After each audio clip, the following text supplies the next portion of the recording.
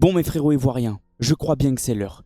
C'est maintenant qu'il va falloir répondre présent sur la pelouse. C'est maintenant qu'il va falloir que vous sortiez une masterclass sur la pelouse. On vous attend de pied ferme. Cette équipe de la Côte d'Ivoire doit aller chercher cette qualification. Maintenant, on n'a plus le droit de réfléchir, de revenir en arrière, de se trouver des excuses. Vos joueurs doivent répondre présent sur la pelouse. Ils ont intérêt à nous sortir une masterclass. Oui, je vous dis ça parce que je suis derrière les pays africains. Et je veux que les pays africains réalisent une grande Coupe du Monde. Il faut absolument que la Côte d'Ivoire mette les ingrédients. Il faut absolument que la Côte d'Ivoire montre un visage exceptionnel face à Curaçao. Les gars, il n'y a même plus de calcul à faire. Les calculs, ça sert à rien. Si vous vous imposez, vous serez officiellement deuxième. Et bien sûr, on ne va pas parler que de ce match. Je parle un petit peu de la Côte d'Ivoire, on va aussi parler de l'équipe de France qui doit aller chercher une première place et qui va devoir faire face à une très belle équipe de la Norvège. Attention à cette équipe. Il y a quand même pas mal de très bons joueurs. Il y a de la qualité, il y a de très très belles individualités, des joueurs comme Haaland, Nusa, Odegaard, Sorloth. C'est un effectif entre guillemets bien fourni et c'est une équipe qui peut mettre en difficulté l'équipe de France. Comme vous le savez, malheureusement, Didier Deschamps ne sera pas sur le banc. Il a perdu sa maman. Toutes mes condoléances à lui et à sa famille. Je pense que c'est un moment, du moins, c'est même pas je pense, j'en suis sûr. Ça doit être un moment très compliqué pour le coach de l'équipe de France. Mais honnêtement, je pense que les joueurs vont répondre présent pour essayer de lui donner le sourire. Même si, bon les gars, dans des moments comme ça, tu penses pas au football. Malheureusement, tu as la tête ailleurs. Donc grosse force à Didier Deschamps et j'espère que l'équipe de France va quand même s'imposer pour lui. Salut mes frérots, j'espère que vous allez bien et que tout se passe pour le mieux de votre côté et j'espère aussi que vous passez une très belle Coupe du Monde. J'espère que vous vous régalez devant ces matchs de la Coupe du Monde. Aujourd'hui on se retrouve pour une nouvelle vidéo avant match. Mais avant que la vidéo commence, merci à toutes les personnes qui vont me donner de la force, que ce soit par les likes, les commentaires, les abonnements et même mon partenariat. C'est grâce à vous que j'en suis là. Je pense que vous commencez à me connaître. Vous savez comment je procède pendant ce genre de vidéo. C'est entre guillemets facile. Mais bon, je vais quand même me réexpliquer. Pour tous les nouveaux, les gars, ça va être facile. On va se faire deux petits avant-matchs. Bon, va pas y avoir beaucoup d'infos. Si, va y avoir des infos. Mais du moins, on va surtout parler de l'heure du match, des chaînes de retransmission. Parce qu'il y en a qui cherchent à chaque fois où le match va se jouer, à quelle heure, qui est l'arbitre de la rencontre. Je fais exprès de vous faire ces vidéos-là pour que vous puissiez trouver toutes les informations facilement. Comme ça, vous n'avez pas besoin de chercher dans tous les côtés. Vous avez juste à vous rendre sur ma chaîne, sur mes vidéos. C'est rapide, ça dure peut-être 10, 15, allez, 20 minutes grand max. C'est pas ennuyant, c'est pas trop long. Et en vrai, j'essaye de parler, j'essaye de donner mon avis, j'essaye de vous régaler. Et j'essaye aussi de faire monter la maillot.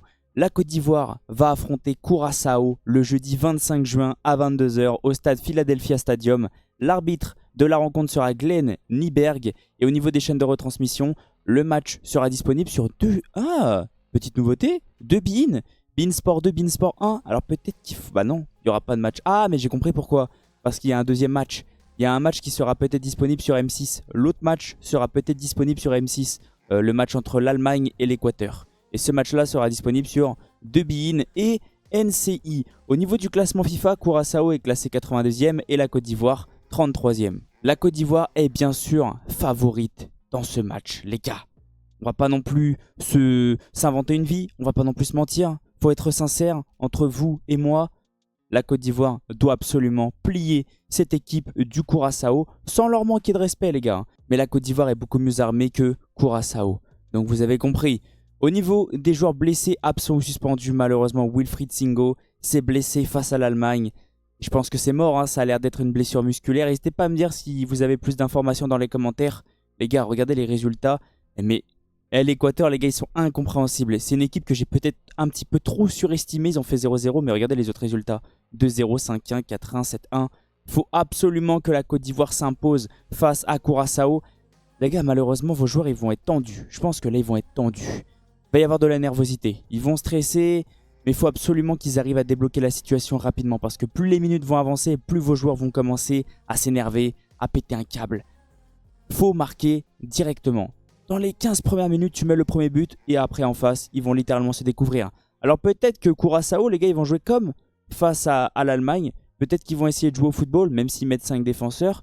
Peut-être qu'ils vont laisser des espaces. Et honnêtement, quand tu laisses des espaces à Amad Diallo, Diomandé, Inao, Boni, tu prends cher. Tu le payes cash. Donc j'espère vraiment que la Côte d'Ivoire, ils vont réussir à faire quelque chose. Très belle équipe, hein, malgré tout, sur le papier, les gars. Défensivement, c'est costaud. Doué, Kosunu, Agbadou, Conan. Dans les buts, Fofana qui était exceptionnel face à l'Allemagne. Un milieu, entre guillemets, équilibré, bien fourni. Kessié, Sangaré, Inao. Pourquoi pas laisser Seko Fofana sur le banc? Parce qu'à chaque fois qu'il rentre en cours de jeu, il est meilleur. En sortie de banc, il est clairement meilleur. Et au niveau de l'attaque, eh ben moi j'ai envie de vous dire, il faut peut-être mettre Nicolas Pepe. Parce que quand il n'est pas là, c'est beaucoup plus compliqué au niveau de l'organisation, la création. Quand il est rentré face à l'Allemagne, il a quand même fait du bien. C'est juste malheureusement Adingra qui a flop. Qui a envoyé un... Non, il a même pas envoyé, qui a contrôlé. Je sais pas pourquoi il a contrôlé ce foutu ballon. Mais c'est comme ça, c'est pas grave. Au niveau de l'attaque, moi je mettrais quand même, si j'étais à la place du coach, je mettrais Nicolas Pepe. La compo de Curaçao, les gars, je vais pas m'inventer une vie. Je la connais pas. Je connais aucun joueur. Alors je vais essayer de regarder. Non, je connais aucun joueur. Après les gars, ça reste un petit pays. Il a quel âge le gardien du 37 ans, ouais, 37 ans. Ouais. Il y a pas mal de gardiens, alors j'ai pas envie de dire âgés, mais vétérans pendant cette compétition. Mais ce sont souvent ces gardiens-là qui sortent des masterclass. Au niveau du classement les gars, pourquoi la Côte d'Ivoire doit absolument s'imposer? Alors en vrai, vous pouvez aller chercher une deuxième place. Ça va dépendre du résultat entre l'Allemagne et l'Équateur. Mais je pense que l'Équateur, les gars, ils vont forcer, ils vont pousser. Alors un match nul, ça passe. Un match nul, vous finissez deuxième. Ça par contre, les gars, c'est une excellente nouvelle parce que vous avez battu l'Équateur. Donc quoi qu'il se passe, si vous restez à 0-0, vous êtes qualifié. La première place est mort vu que vous avez perdu face à l'Allemagne. Il n'y a jamais eu de face-à-face entre ces deux équipes. Bon, en vrai, c'est compréhensible. Au niveau des votes et des cotes, comme j'arrête pas de vous dire, faites attention les gars, au niveau des paris, c'est dangereux. Et pour tous ceux qui ont moins de 18 ans, les paris sont interdits. Il y a eu 86 000 votes et les personnes pensent que la Côte d'Ivoire va s'imposer à 62% contre 19 côté Curaçao et 19 match nul. Au niveau des cotes, je suis d'accord avec les bookmakers, ils ont raison. La Côte d'Ivoire est ultra favorite, cote à 1,15 contre 18,30 et match nul 7,95. Au niveau du stade, 70 000 places, quand même c'est énorme. Gazon par contre, ah ouais, il va faire chaud, hein. 30 degrés. Ah, les pauses fraîcheurs, les pubs fraîcheurs vont faire du bien à vos joueurs.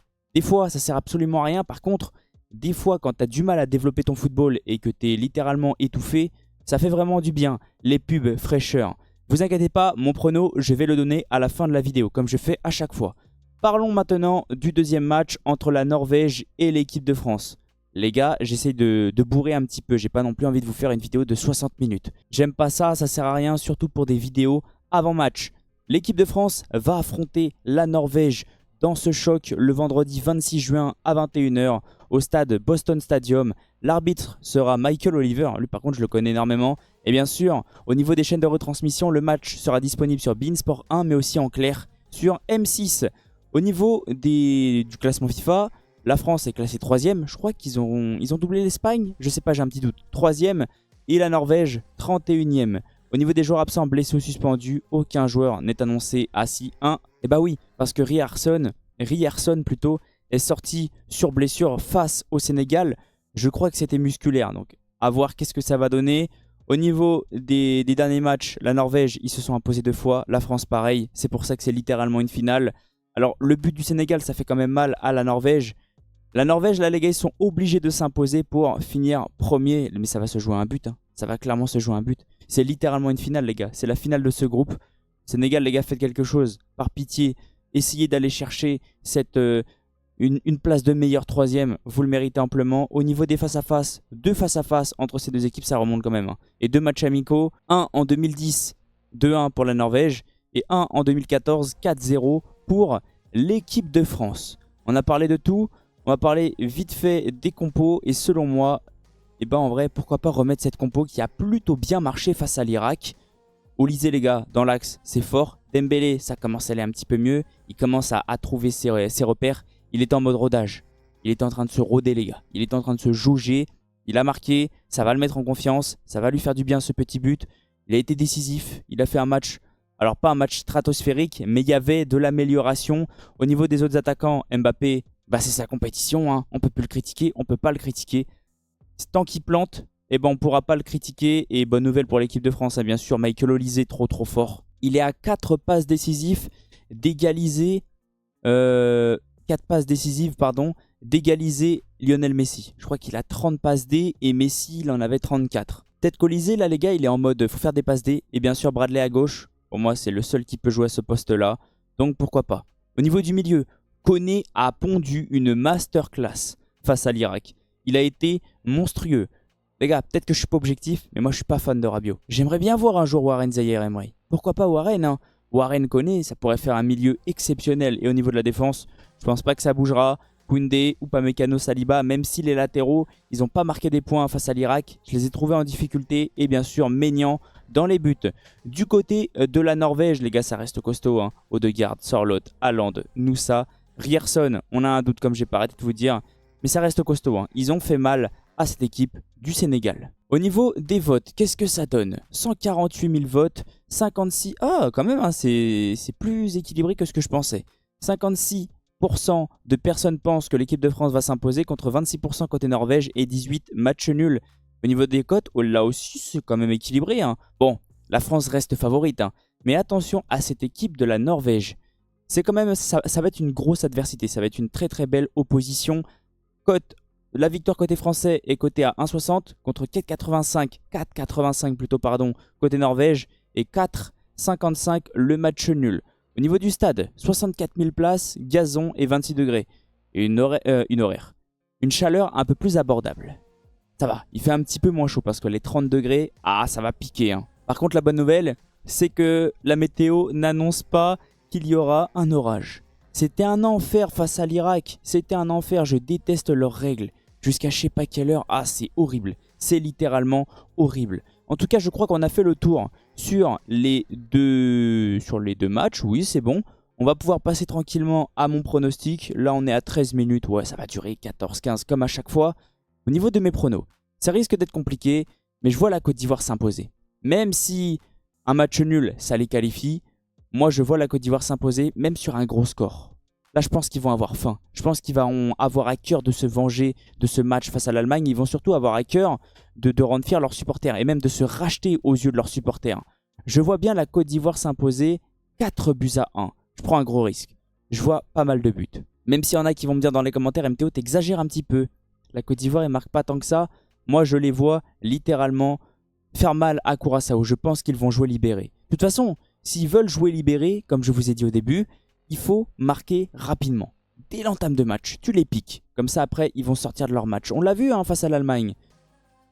Ils se sont fait rouler dessus. Et contre l'Équateur, ils ont réussi à tenir parce que l'Équateur, ils n'ont pas réussi à trouver la faille. Et côté Norvège, équipe de France, je vois quand même l'équipe de France s'imposer, mais dans un match assez serré. Je vois quand même quelques petits buts. Et je vais partir sur un 2-1 pour l'équipe de France. Je vois pas 3-1, mais 2-1. Je pense que l'équipe de France va concéder un petit but. En tout cas, merci à toutes les personnes qui sont restées du début jusqu'à la fin. Merci à toutes les personnes qui vont me donner de la force. Que ce soit par les likes, les commentaires, les abonnements et même mon partenariat. C'est grâce à vous que j'en suis là. J'espère vraiment que ça sera des matchs animés. J'espère qu'on va se régaler. Là les gars, on va bientôt rentrer dans le vif du sujet. Là, ça va commencer à se la mettre. Dernière journée des phases de groupe, multiplex, ça va partir dans tous les sens. On va bientôt connaître les 16e. Et les 16e, les gars, qui dit 16e dit c'est la guerre. C'est la guerre. Là, c'est le parcours du combattant. En tout cas, je vais arrêter de vous raconter ma vie et on se retrouve très prochainement. J'espère que vous allez vous régaler et bonne Coupe du Monde à tous mes frérots. Ciao.